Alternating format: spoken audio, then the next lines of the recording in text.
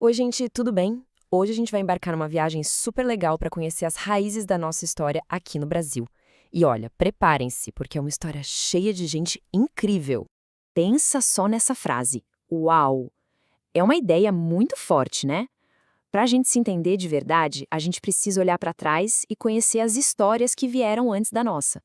É como se a gente descobrisse o mapa do tesouro que, no final, leva até a gente mesmo. E falando em história, já parou para pensar que o Brasil é tipo uma árvore gigante? Uma árvore com raízes bem, mas bem fundas e fortes? Pois é. E para essa árvore ficar de pé, cheia de vida, ela precisa dessas raízes. Então, é por aí que a gente vai começar a nossa exploração hoje. Então, vamos lá. Nossa primeira parada é nas raízes, para a gente conhecer os líderes corajosos que lutaram por liberdade e justiça. São eles a base de tudo, sabe? As raízes que sustentam essa árvore gigante que é o Brasil. E o primeiro nome que a gente tem que falar é o de Zumbi dos Palmares. Que líder! Ele nasceu livre, mas escolheu dedicar a vida inteira para lutar pela liberdade do seu povo. Zumbi se tornou um dos maiores símbolos da resistência contra a escravidão aqui no Brasil. Uma figura importantíssima. E olha que incrível! Zumbi não estava sozinho nessa luta. Ao lado dele tinha Dandara dos Palmares. E não pense que ela era só companheira dele, não. Dandara era uma guerreira, uma estrategista, uma líder que ia para a linha de frente defender sua comunidade. Uma heroína de verdade. Agora se preparem para conhecer uma rainha. Sim, uma rainha. Teresa de Benguela. Ela liderou o Quilombo do Piolho por tipo 20 anos. Pensa na coragem. Ela organizou a defesa, a produção, tudo, mostrando uma força e uma inteligência que inspiram até hoje. Mas afinal, o que era um quilombo? Imagina um lugar seguro, um refúgio. Eram comunidades formadas por pessoas negras que conseguiam escapar da escravidão.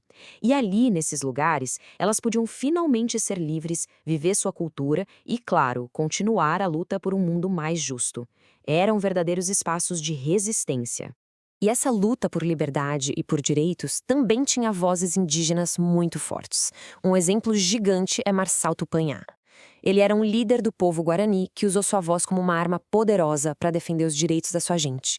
Ele foi tão determinado que levou as denúncias sobre o que acontecia aqui até para o Papa, lá no Vaticano. Imagina a coragem. Bom, com raízes tão fortes assim, é claro que a nossa árvore cresceu, né? E ela desenvolveu um tronco super robusto e um monte de galhos. E quem são esses galhos? São as pessoas que usaram suas ideias, sua arte, seu conhecimento para construir o Brasil que a gente conhece. E quando a gente fala de ideias, a gente tem que falar de livros. Olha só esses dois gigantes da nossa literatura. De um lado, Machado de Assis, um gênio, um dos maiores escritores do mundo que usava as palavras para mostrar e criticar com muita inteligência a sociedade do seu tempo. E do outro lado, a gente tem a força de Carolina Maria de Jesus. Com o seu diário, ela abriu uma janela para a realidade da vida na favela. Ela deu voz a quem não era ouvido e mostrou que toda a história importa e muito. E essa construção do Brasil rolou em todas as áreas, sério. Você sabia que foi uma mulher negra, Antonieta de Barros, que criou o Dia do Professor? E além disso, ela foi a primeira deputada estadual negra do Brasil? E na ciência, a gente teve Milton Santos, um geógrafo brilhante, respeitado no mundo inteiro. E na arte? Ah, na arte, o trabalho incrível do Aleijadinho, suas esculturas falam por si só, né? Mas essa árvore não parou de crescer. De jeito nenhum.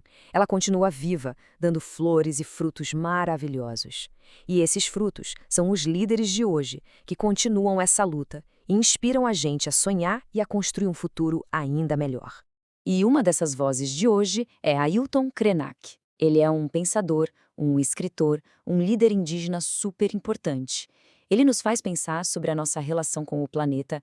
Ele nos ensina que a gente precisa ouvir a sabedoria dos povos originários para aprender a cuidar melhor da nossa casa, a terra. E falando em lideranças indígenas, a gente precisa falar da Sônia Guajajara. Gente, ela fez história. Ela é a primeira ministra dos povos indígenas do Brasil. Você tem noção do que isso significa? É a voz dos povos indígenas chegando a um dos lugares mais importantes do poder no nosso país. É um marco. E temos também Sueli Carneiro, uma filósofa e ativista essencial para o nosso tempo.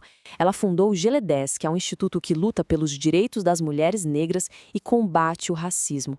O trabalho dela é uma referência e transforma a vida de muita, mas muita gente. Ok, A gente viu todas essas pessoas incríveis, essas histórias poderosas, e sabe o que a gente percebe? Que nós também fazemos parte dessa árvore, cada um de nós. E agora a semente está na sua mão. Olha só que pensamento legal para a gente levar para a vida. Nossas raízes não nos prendem, elas nos sustentam. Saber de onde a gente veio não é para nos deixar parados no passado, muito pelo contrário. É o que nos dá força, o que nos dá a base para a gente poder crescer muito, muito alto. E para terminar, eu quero deixar uma pergunta para você pensar aí na sua casa.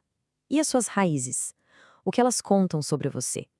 Pensa na sua família, na sua comunidade, nas histórias que te cercam. O que tudo isso diz sobre quem você é e sobre a pessoa incrível que você está se tornando.